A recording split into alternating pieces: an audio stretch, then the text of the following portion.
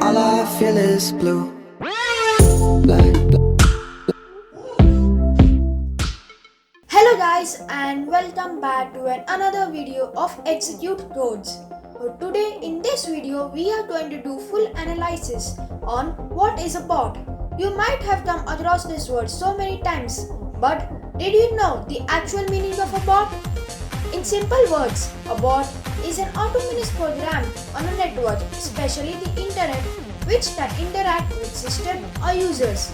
These bots are also used in games where players can be played. There are many bots which are available across the globe. Some of them are chat bots, game bots, web bots, etc. These bots work according to the program in which they are written. They do the specific task that is programmed in it. For example, you might have heard the famous game named PUBG Mobile. In this game, 100 players are landed.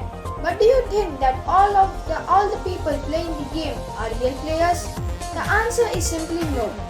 You might have seen matchmaking timing. The match gets started in 2 to 3 seconds. This is due to that the players do not want to wait so much.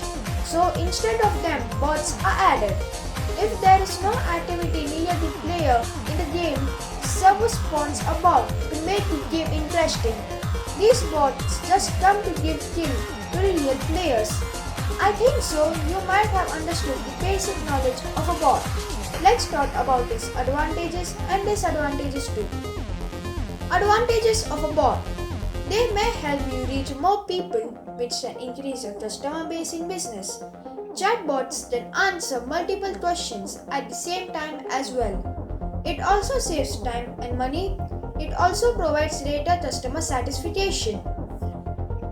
Disadvantages of a bot. Chatbots are often seen to be complicated and require a lot of time to understand users' requirements. It is also the poor processing which is not able to filter results in time that can annoy people. Inability to understand.